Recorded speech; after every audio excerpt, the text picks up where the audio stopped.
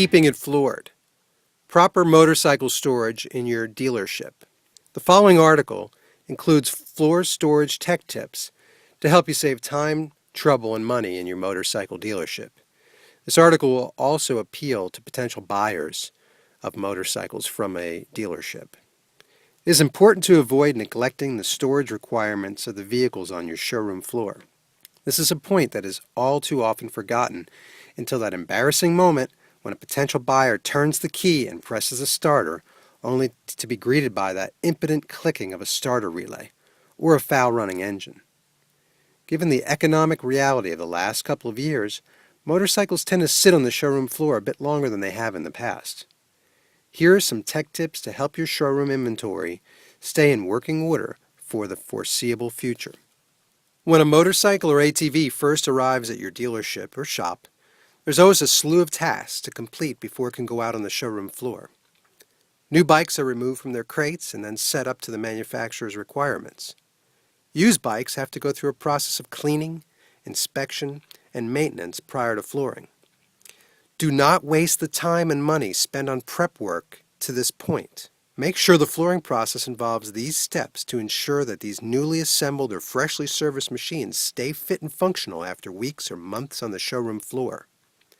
Perform these steps if the bike will be sitting for more than 2 weeks at a time. Drain the fuel from the carburetors. If someone test rides the bike but decides not to buy it, drain the carburetors again. It's better to take this quick step and hope it sells the next day than let it sit for months with fuel in the float bowls. Add fuel stabilizer to a full tank of gas.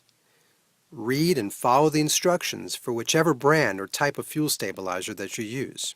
Check the tire pressure regularly. Remove the battery, mark the battery with the last 6 digits of the VIN number of the motorcycle so that it can be returned to the correct bike. Store the batteries off the floor in a cool, dry place. Keep the batteries charged using a battery tender. Check the voltage of the batteries every 6 months to make sure they're still usable.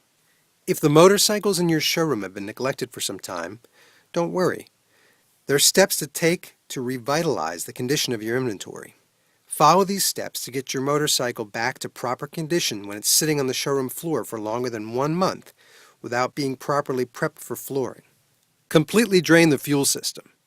Remove the battery and test it. Recharge the battery and see if it'll hold a charge. If the battery is discharged too far, it'll have to be replaced. Remove the spark plugs and inspect them.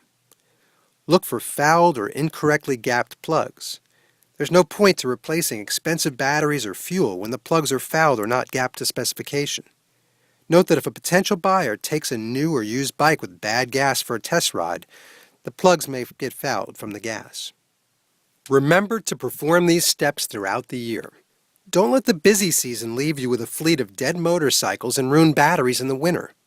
Keep a record of how long the bikes in your showroom have been sitting without any use. Using these tips will help you avoid frequent battery replacements as well as paying for service work that should have been avoided.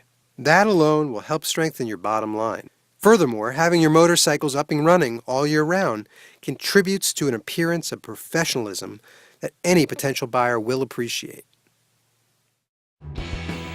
Thanks for watching. Be sure to visit Cyclopedia.com to learn more about our online manual.